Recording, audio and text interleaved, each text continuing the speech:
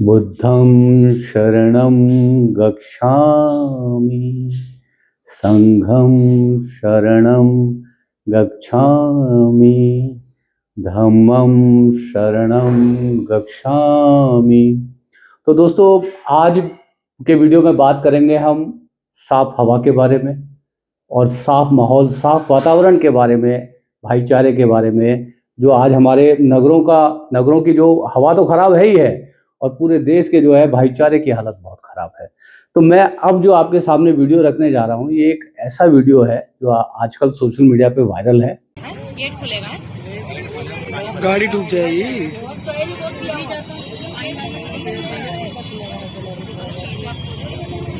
बड़ी ताकत लगा।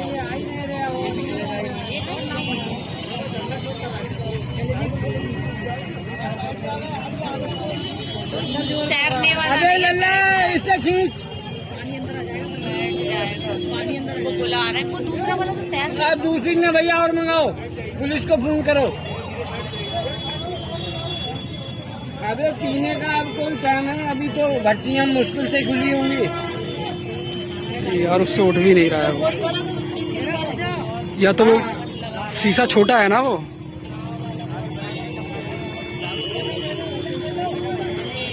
वो अंदर खींच रहा है। नहीं, कोई नाव वाला ना चला।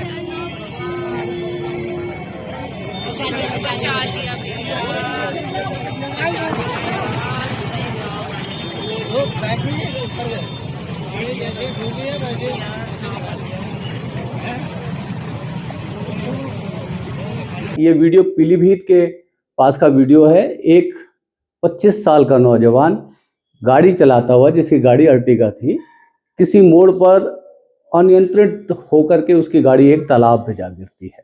तालाब में जा गिरती है और गाड़ी डूबने लगती है, और एक फरिश्ता उस समय पर जो है प्रकट होता है। वो फरिश्ता उस तालाब में छलांग लगा देता है उस आदमी को बचाने के लिए।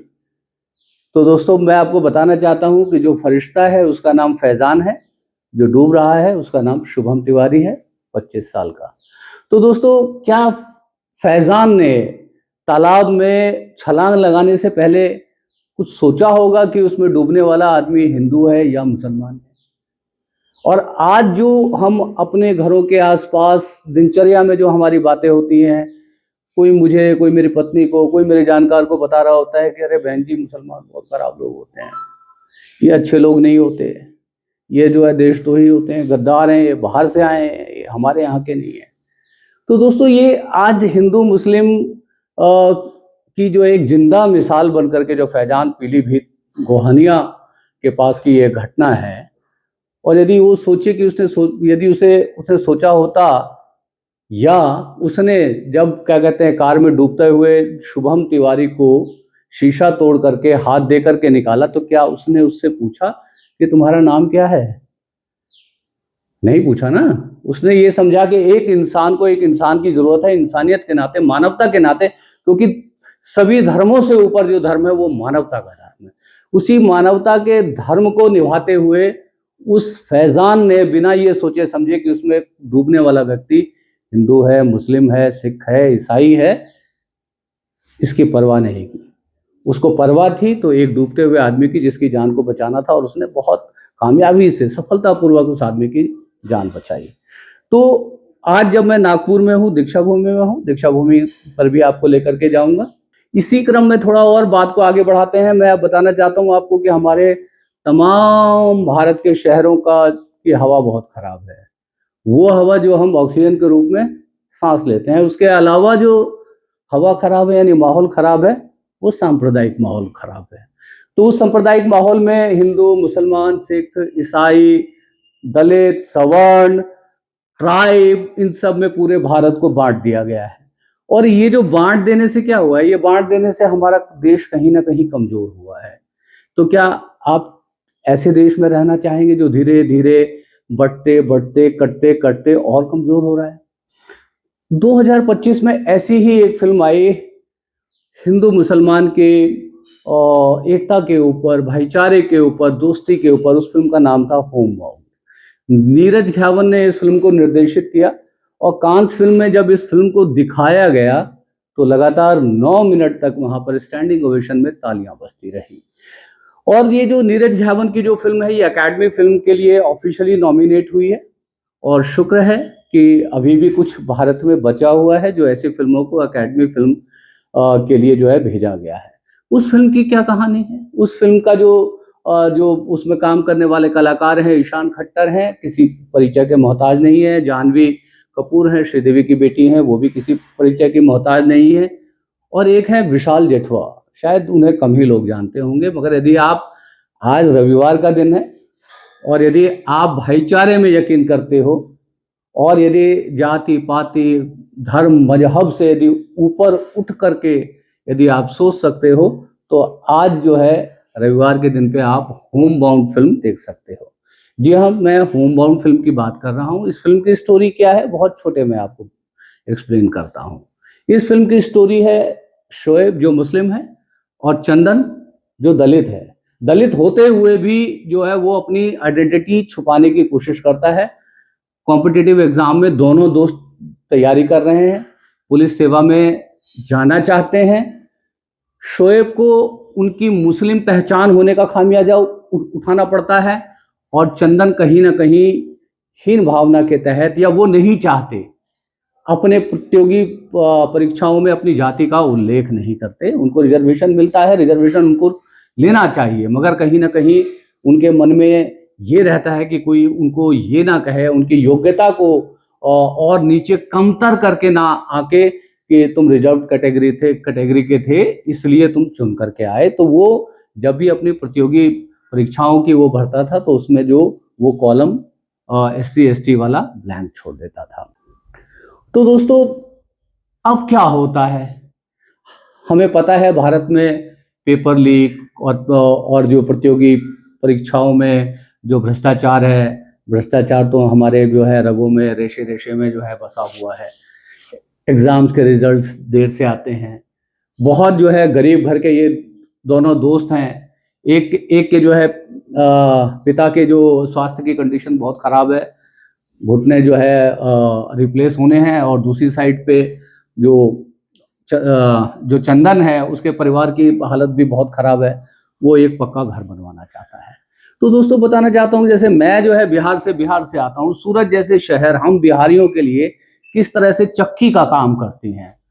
हमारे बिहार प्रदेश के न जाने कितने सारे जो कामगार हैं वो सूरत में जाते हैं, अपने आप को वहाँ पर खपाते हैं, 2 पैसे कमाते हैं, अपने घरों में भेजते हैं, तो उनका घर बनता है, उनकी रोजी रोटी चलती है, उनके बहनों की शादी होती है, उनके माता पिता का इलाज होता है।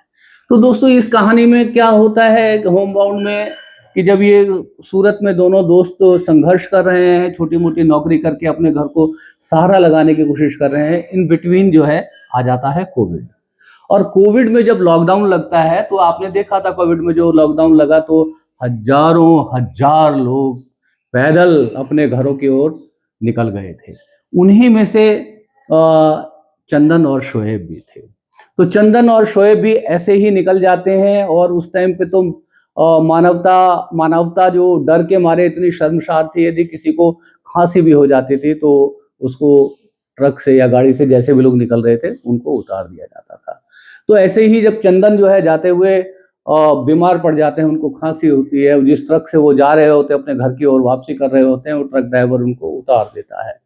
उसके बाद जो जद्दोजहद शुरू होती है, उस जद्दोजहद में लगातार भूखे प्यासे चलते रहने का अंतहीन सफर, जो मतलब कहीं ना कहीं मतलब जो आदमी को अंदर से तोड़ देता है। ऐसे ही सफर में जब चंदन बीमार हो जाते हैं तो शोएब के लिए दोस्ती सबसे बड़ा धर्म होता है, ना कि जो है वहां पर कहीं हिंदू मुसलमान नहीं आता। आज मैं जो बात कर रहा हूँ वो मैं इसी भाईचारा खत्म हो रहा है उसके ऊपर बात कर रहा हूँ। तो किस तरह से जो है चंदन की जान बचाने की कोशिश करते हैं, वो चाहते हैं, चंदन कहता है उनको कि मैं नहीं बचूंगा तुम छोड़ के, तुम अपने गांव वापस चले जाओ, मगर शोएब उसको जो है रास्ते में छोड़कर जाने के लिए तैयार नहीं है। अंततः चंदन प्राण त्याग देता है। तो ये 2 कहानी मैंने आपको एक फिल्म की कहानी सुनाई दी, जो फिल्म की भी जो कहानी है ये जो एक्चुअल किसी लेख के ऊपर आधारित है, एक्चुअल में ऐसा हुआ था उसके ऊपर आधारित है होम बाउंड फिल्म। तो आज के वीडियो में मैं आप लोग को यही संदेश देना चाहता हूं कि हमारे देश का जो भाईचारा खा रहे हैं, जो ये हिंदू मुसलमान जाति मजहब धर्म पंथ में बांट करके हमारे देश को कमजोर कर रहे हैं, वो जो राजनीति ऐसी चल रही है, उस राजनीति से ऊपर चलकर सबको सबसे पहले भारत का नागरिक बनना पड़ेगा, भारत का सिटीजन बनना पड़ेगा। हम सब जैसे पहले एक थे, एक होकर के चलेंगे तो ही ये राष्ट्र विकसित राष्ट्र बन पाएगा, तो ही ये राष्ट्र कभी विश्व गुरु बन पाएगा। इतनी खराब हवा और इतनी खराब माहौल में कोई भी देश तरक्की नहीं कर सकता। मैं अभी जिस टाइम नागपुर में हूँ, नागपुर की भी जो एयर क्वालिटी इंडेक्स जो है 165 के लगभग है। आज नागपुर शहर का हर आदमी लगभग 5 सिगरेट प्रतिदिन पी रहा है। ये हालत है हमारे शहरों की। हमारे दिल्ली शहर की हालत बद से बदतर है। कुछ लोगों ने कुछ बच्चों ने साफ हवा की आवाज उठाई थी, उस आवाजों को कुचल दिया गया। आज भी बच्चे जेलों में सड़ रहे हैं, उनकी जमानत नहीं हो रही है। तो दोस्तों, इस देश के माहौल को बचा लीजिए, इस देश के हवा पानी को बचा लीजिए। ये जिम्मेवारी नागरिक के तौर पर हम सब की है। तो इसी के साथ वीडियो को समापन की ओर लेकर के जा रहा हूं। मैं इस समय नागपुर में हूं और कैमरे की आंखों के सामने से हमेशा की तरह मैं आपका होस्ट और दोस्त सुभाष चंद्र झा, और कैमरे के पीछे से मुझे सहयोग कर रहे हैं मेरे बाल सखा अनिल दुफारे। यदि बातें अच्छी लगी हों तो कुछ लिखना चाहे तो लिख भी दीजिएगा। लगा कि मैंने कुछ ढंग की बातें की हों और चैनल अब तक सब्सक्राइब नहीं किया हो तो सब्सक्राइब भी कर लीजिएगा। आपको लगे कि आपने जो ये वीडियो देखा और ये अच्छा लगा, आपको कहीं ना कहीं आपके दिल को टच किया, तो ज़्यादा से ज़्यादा लोगों तक इस वीडियो को शेयर करके पहुंचा भी दीजिए। आप सबको आज के दिन की ढेर सारी शुभकामनाएं। नमो बुद्धाय।